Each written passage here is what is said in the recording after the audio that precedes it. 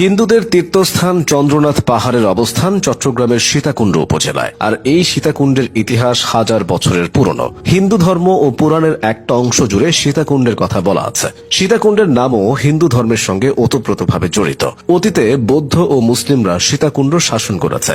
হিন্দু ধর্মের সীতাকুণ্ডের আখ্যান এবং সীতাকুণ্ড উপজেলার হাজার বছরের ইতিহাস সম্পর্কে জেনে নেওয়া যাক।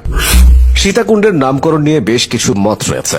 হিন্দু সম্প্রদায়ের অনুসারীরা মনে করেন রামায়ণে বর্ণিত সীতা এখানে আগমন করেন এবং একটি কুণ্ডে স্নান করেন, এই কারণে সীতাকুণ্ড নামের উৎপত্তি হয়েছে। অন্য মতে রাম স্বয়ং তার স্ত্রী সীতার নামেই সীতাকুণ্ড নামকরণ করেছিলেন। হিন্দু ধর্মের পৌরাণিক উপাখ্যানে নারদ মুনির ভূমিকা বিশাল।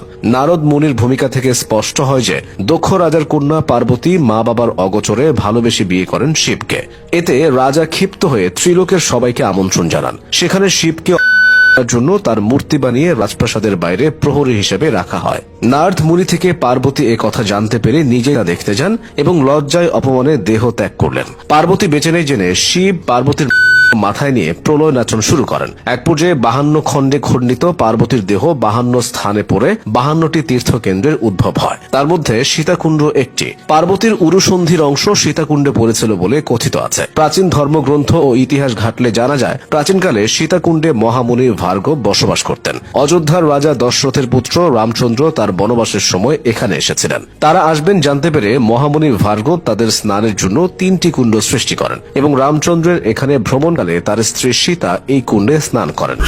এই কারণেই এখানকার নাম সীতাকুণ্ড বলে অনেকের ধারণা। সীতাকুণ্ড উপজেলার মোট আয়তন প্রায় 484 বর্গ কিলোমিটার। সীতাকুণ্ডের উত্তর প্রান্তে বয়ে যাচ্ছে ফেনী নদী, দক্ষিণ প্রবাহিত হচ্ছে কর্ণফুলী নদী, পূর্ব দিকে বইছে হালদা নদী এবং পশ্চিম প্রান্তে রয়েছে সন্দ্বীপ চ্যানেল। বাংলাদেশের প্রাচীনতম এই জনপদ কখনো পূর্ব দিকের মিয়ানমারের বৌদ্ধ শাসক, কখনো বাংলার মুসলিম শাসকরা রাজত্ব করে গেছে। খ্রিস্টীয় 6ষ্ঠ থেকে 7ম শতাব্দীতে চট্টগ্রাম অঞ্চল আরাকান রাজ্যের অন্তর্ভুক্ত ছিল। পরবর্তী শতাব্দীতে অঞ্চলটি ভারতীয় বৌদ্ধ রাজা ধর্মপালের অধীনে আসে। 1340 সালে বঙ্গের সুলতান বংশের প্রতিষ্ঠাতা সুলতান ফখরুদ্দিন মুবারক শাহ এই অঞ্চল জয় করেন। তার রাজধানী ছিল সোনারগাঁ। শের শাহ সুরির নিকট সুলতান গিয়াসউদ্দিন মাহমুদ শাহের পরাজয়ের মধ্য দিয়ে সুলতান বংশের পতন ও সুর বংশের প্রতিষ্ঠা ঘটায়। তারপর অঞ্চলটি পুনরায় আরাকান সাম্রাজ্যভুক্ত হয়।